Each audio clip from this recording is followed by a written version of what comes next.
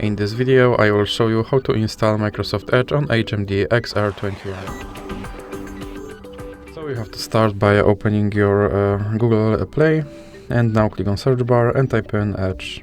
Then click search and click install.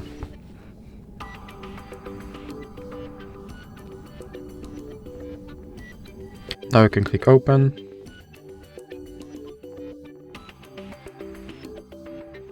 And here you can set this browser as a default browser, or you can click not now. Now you can sign in to sync your data, or you can click not now again.